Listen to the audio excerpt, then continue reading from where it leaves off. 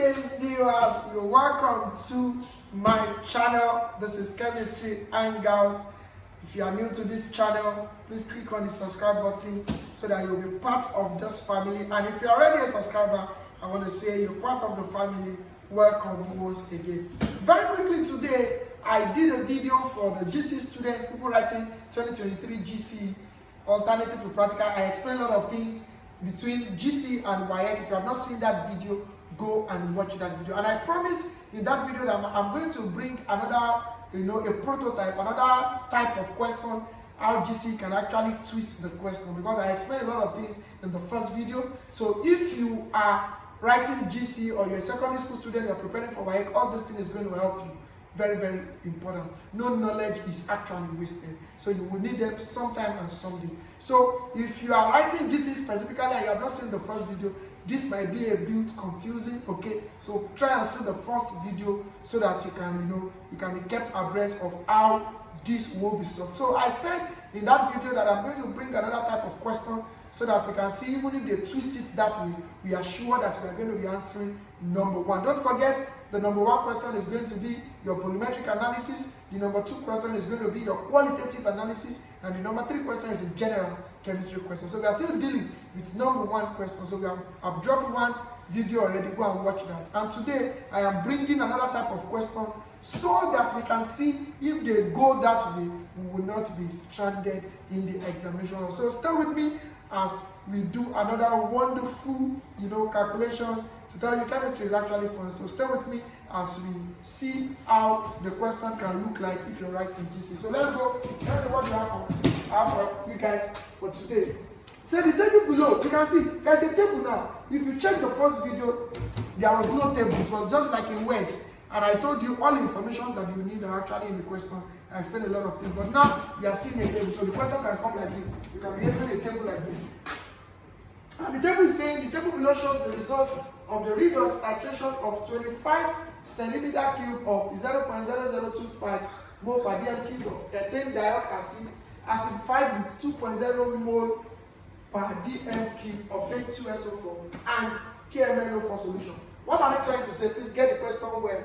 Which means they are titrating, definitely. This is KMnO4 solution. I hope that is clear. So they are titrating this very particular ethane dioxide acid, okay, against KMnO4 solution, but they are adding sulfuric acid, which is H2SO4, to the ethane dioxide, then they now titrated it with this. So understand the question. The first thing, they now give us a table. Wow, there's a table here. And what's the first question here? Complete the table. So which means there are some numbers here that are missing. There are numbers here that are missing. So you need to complete the table. So how do you do that? Very important. How do we get the volume used? What we do is we subtract the initial readings from the final readings. So without much ado, what I'm saying is 19.70 minus this will give us 19.70. So I'm filling the table already now. Can you see that? So if this minus this is giving me this, okay, this minus this is giving me this. Definitely this plus this will give me this. Now look at the second column now. The second column is this one that is missing. You will not do this minus this. You will be wrong. You have to understand how the table is structured. This plus this gives me this. It's just a simple mathematics. This plus this gives me this. Definitely this minus this rather gives me this. So which means this plus this will give me this. Guys, so this plus this will give us what we are supposed to write. So let's use our calculator to get that. 19.30 plus 22.70. So that's giving us 42. Now look at the funniest part of what the answer is giving me. The answer is giving me just 42. You cannot just write 42 here, because if you check the table, you will see it is in 2 decimal places. If you just write this 42 like this, your mark is going to be deducted because your table is not organized. It has to be in 2 decimal places. So 42.00. That's what we want. I hope this is very clear. So now this is missing now. Look at that. The third column. This is missing. What we do is just like what we did to this. So we subtract this from this. Then we have 19.30 also. Can you see that now? Yeah, now this place is missing. So what do? Which means, if we subtract this from this, we get this. This minus this, we are going to get this. This minus this, we are going to get this. Can you see? So this minus this, we are going to get 0.0 for this one. So the table is completed. Please take your time. Take your time to do all those things. The table is completed, meaning complete the table. The first question is answered.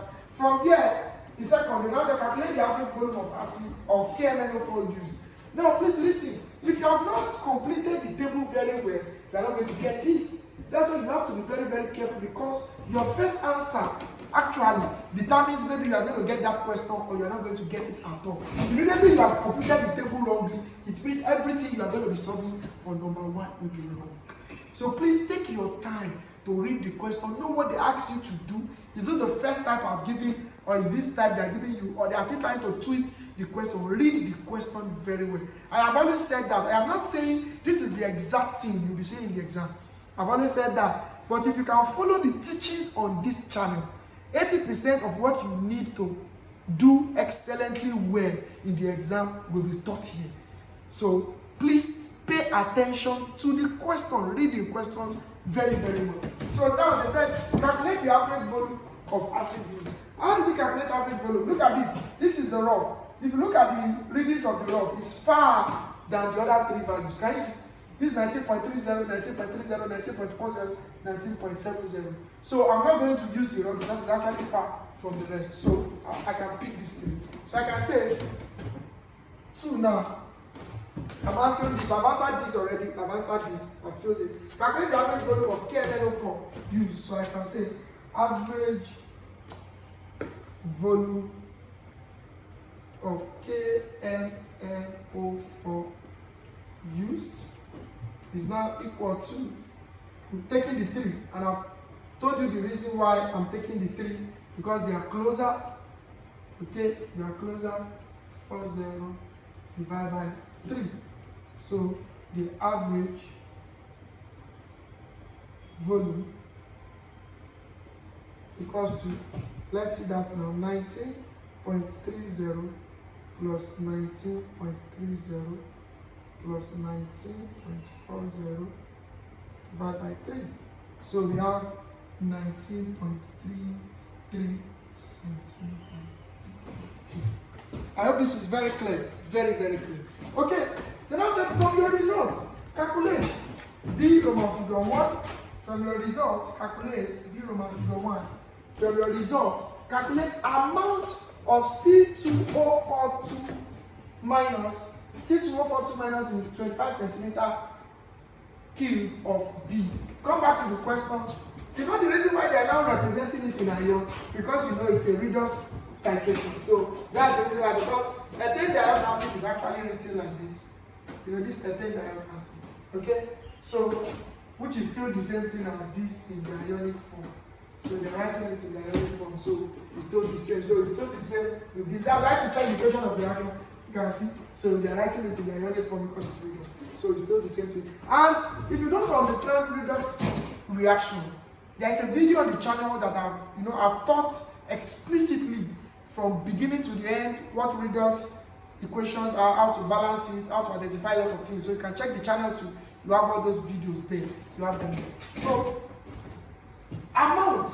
If you have been used to my channel, if you have been following my teachings, I have said there is a difference between amount of something and you looking for the molar concentration, or you are looking for the amount in moles in mole per dm cube. So please, I beg us, read the question very well.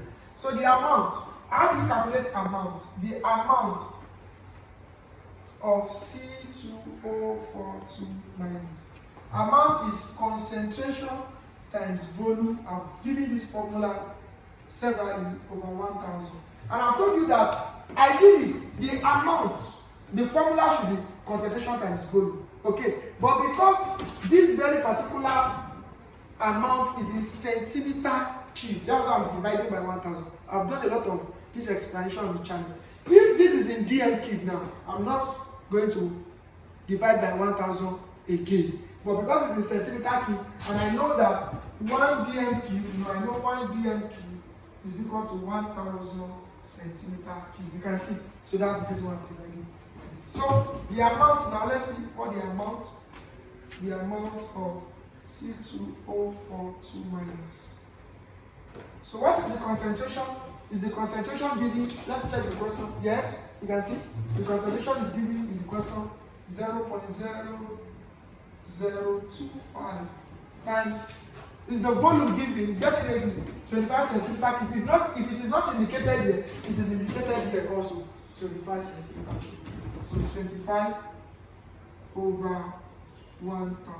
So let's see that 0.0025 times 25 divide 1000.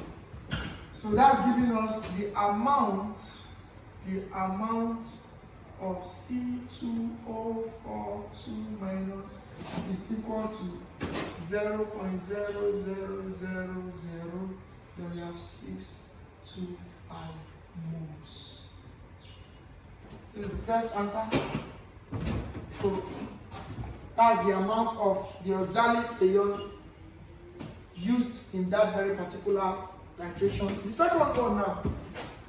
The second one. They said concentration of MnO4 minus that's manganate ion in this in mole per dm. You can see this in mole per dm. Concentration in mole per dm is different from amount in moles. Very clear. So don't do the wrong thing. So amount is in moles. Concentration now. If you remember our formula, you remember this formula CAVA over via the following teachings here, you will understand this. You know that we use for our acid-base titration normally.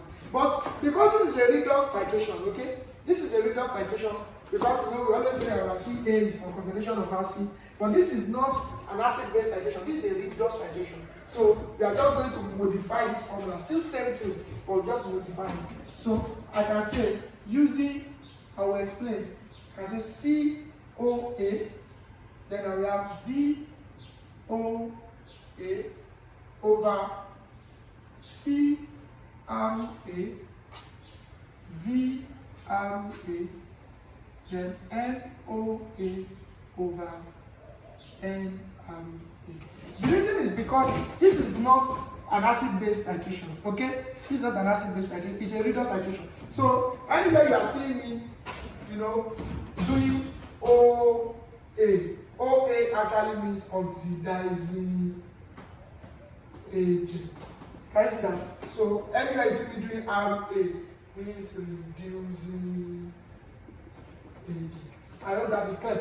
So how do you get the oxidizing agent and the reducing agent? Go to the equation of reaction. If you don't know that, please go and watch that video on redox reaction I did on the channel. So if you look at this, let's just use this. MnO4 minus, let me quickly do this. MnO4, I'll rub it off, but let me just explain something here. Let me roll this. Let me just use this as byproduct. MnO4 minus, look at it. MnO4 minus. If I want to calculate the oxidation number of manganese, the same thing as saying -1. It's on the channel already. So this becomes x plus minus 2 times 4 equals -1.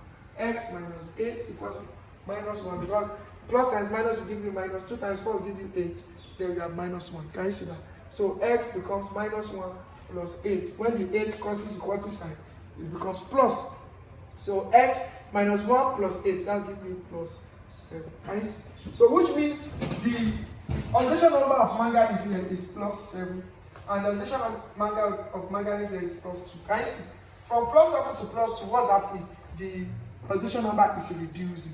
And when it reduces like that, it means from year to year is what is reduction. Actually, they are not asking you this, I'm just using it to explain so that you know how I'm getting all those things. So, which means from year to year is reduction. Definitely from year to year is reduced, it means this is the oxidizing agent. Any species that is reduced becomes the oxidizing agent. Go and watch that video. So this is the, which means this is the oxidizing agent, then definitely this will be the reducing agent. Can you see that? So which means we are looking for if this is the oxidizing agent and you know MnO4, so we are looking for the concentration of the oxidizing agent, which is the COA. Can you see that? So let's do the COA. That's what we are looking for. Do you see that? Volume of oxidizing agent. Let's go. Volume of, you can see volume of KMnO4 used. You have gotten that already. This is it. Can you see? 19.33 centimeter Q. Can we move on now? We are still together. I want to believe we are together. So concentration of RA, which means the concentration of the reducing agent. Definitely this will be oxidizing. The next will be the reducing agent, definitely. For every oxidizing agent, there must be reducing agent. So what is the concentration given in the question? Okay, 0.0025 mole per dm³. Can you see that now? So volume of the reducing agent is given in the question already. Can you see that? 25 centimeter cube. Okay, number of moles of oxidizing agent. Go to the equation of reaction. Where is the oxidizing agent? I've told you, can see 2 here. So number of moles of oxidizing agent 2. Number of moles of reducing agent, what would that be? Then 5. Can you see? Very simple. Just calm your nerves and locate all these things in the question. So from here, so what do we do? Let's plot in all these values. So we have COA times volume. We have 19.33 over CRA 0.0025 times VRA, which is this, that's 25, equals to NOA, that's 2 over 5. It's not easy, very easy, very easy. So because multiply and make this the subject, so we have COA to be equal to 0.0025 times 25 times 2 over, are we together now? So over, we are making this the subject, so that will be 19.33 times. I want to believe we are still together. Very clear, right? Okay, let's move on. So we have COA to be, let's use our calculator. This is our calculator.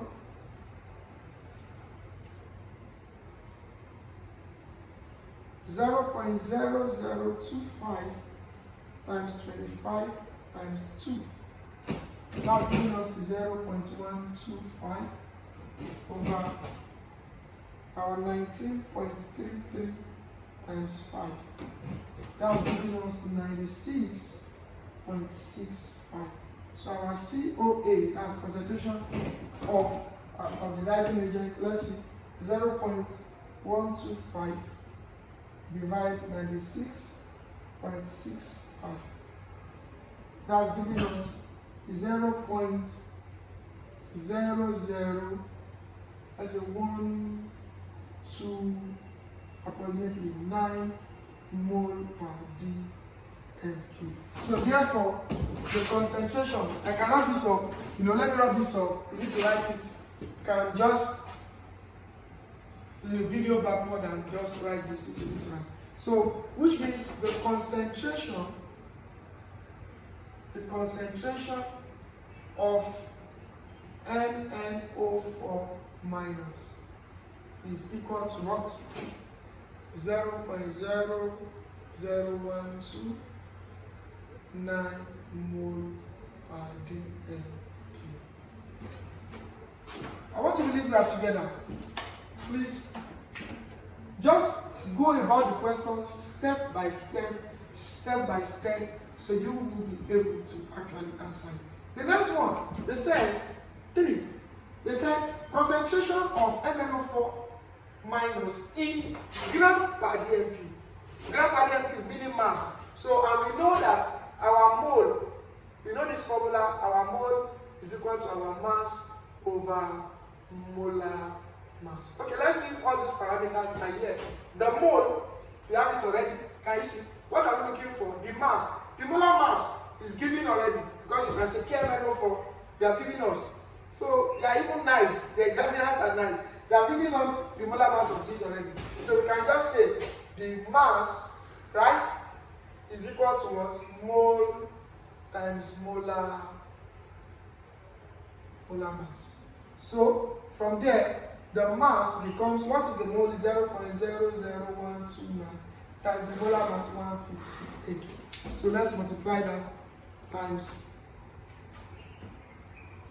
158. 00129 times 158, and that's giving us 0.20. The mass is giving us 0.20 gram per dm. Please, I want you to go about this. So, if the mole is equal to mass over molar mass, cross multiply. I'm just pre-emphasizing on this so that you understand what we have done. So, mass will be mole times molar mass. Then mass becomes 0.0129 times 158, and the mass becomes this. Very clear. So, sometimes all these things are not difficult. You just need to read the questions carefully and you know what to do. Don't rush the question. Just read them carefully and know what they ask you to do. Then you begin to work your way around the question. Now, the last question. They said, why is 10.0 centimeter cube of 2.0 mole per dm cube of H2SO4 added to the ethane dioxide solution? In the real sense, look at the question. Because they told us that ethane dioxide acid acidified with this. If you are not very careful, some people will think it is still acid-based titration because they are saying H2SO4. So they are now asking you, what is the work of this H2SO4? Dear? Ideally, the ethane dioxide acid that you have here, I'm asking this question now. The reason why they are adding this is because the ethane dioxide acid you have there is not acidic enough, because you saw they said of ethane dioxide acid acidified. So the ethane dioxide is not acidic enough to oxidize this. It's not acidic. It's not acidic enough to make this reaction happen. I don't know if I get it now, because I told you from year to year, from year to year is reduction. Does this make sense? From year to year, +7 to +2 is reduction. So this is the oxidizing agent. So the ethane dioxide acid that you have there is not acidic enough to actually propel the reaction. So the reason why we are adding sulfuric acid is to add more hydrogen ion to it so that the reaction can be initiated. I don't know if you are getting that. So very, very important. So I can just say, they say, why is 10.0 centimeter cube of 2.0 mole per dm cube of H2SO4 added to the ethane dioxide acid? So I can answer it of this. I can just say the oxalic acid is not acidic enough to initiate the reaction. Hence, H2SO4 is added to provide more hydrogen ion, okay, I've written plus already, more hydrogen ion to initiate the reaction. So that is that. So the oxalic acid is not acidic enough to initiate the reaction. So you need to acidify it. And don't forget, if you put more H2SO4, it means you are adding more hydrogen ion, because an acid is a substance that produces hydrogen ion or hydrozonium ion as its only positive ion when dissolved in water. So to initiate the reaction, we need more hydrogen ion. And that's why, in the real sense, if I want to carry out this very particular redox, in the real sense, even after you have added oxalic acid with sulfuric acid, you still need to boil it. Yes, because the reaction is slow at room temperature. And from our knowledge of chemistry, we know when you increase the temperature of a substance, or when you increase the temperature of a solution of a reaction, what happens? The rate of reaction increases. So very, very important. So even the reaction is slow at room temperature. So that's why even after adding the sulfuric acid, you still need to boil that very particular solution before you now titrate it against KMnO4. Do you understand? And they might ask you again. You say there is no indicator here. I'm just giving you instances. They can ask you, why is there no indicator in the titration? We don't need indicator because KMnO4 is already colored. So if there is a change in color, we actually identify that because KMnO4 is colored already. Unlike our acid-based titration, we have colorless acid, colorless base, so we need to use an indicator. to change the color of the solution so that when it changes or it neutralizes, we'll be aware. But now you have KMnO4, it's already colored, it's a purple color. KMnO4 is a purple color. So if it changes from purple to another color, we know your reaction has taken place, so we stop. So why is there no indicator in this titration, you might be asked? The reason is because KMnO4 is already colored. KMnO4 solution is a colored solution. So if there is a change of color, you will definitely get to actually see that. So very, very important. That is that. So please pay attention to all this. You can use the comment box section to ask your questions. My number is on the screen also. If you wish to speak to me about some of the problems you're encountering as far as chemistry is concerned, I will be ready to lend an hand up of help to you guys. And very, very important too, if you are a teacher, you know, this video has been out for a whole lot of months now. A lot of teachers have actually gotten it, and I tell you it has been a blessing to them. So if you are a teacher, you teach chemistry, or you intend teaching chemistry, or you just took up a chemistry, you know, a chemistry teacher job for now, then I'll tell you this for free. You need to be very, very fast when it comes to practical. So for you, for your practical, you know, skill to improve, there's a video that talks about how to prepare reagent. There's a video that talks about how to prepare indicator. When you are giving a particular molarity of a solution, there is a video for that covers all that. And I tell you, if you're a chemistry teacher and you are not versed as far as practical is concerned, it's not too fair, because science is practical. You know, it's very, very practical. So this video will help you. A lot of teachers have gotten access to it, and it has really helped them. So if you are a teacher, you teach chemistry, or you intend teaching chemistry, or you have been teaching chemistry for some time and you are finding a lot of things as far as practicals, you know, preparing reagents, very, very difficult, then you can DM me. The video material is available, and I tell you it's going to bless you a lot. So if you are just new to this channel, you can see this is one of the best channels as far as chemistry content is concerned, and we are always here to give you the best. So till I see you again on this channel, stay chemically active. I love you. Thank you.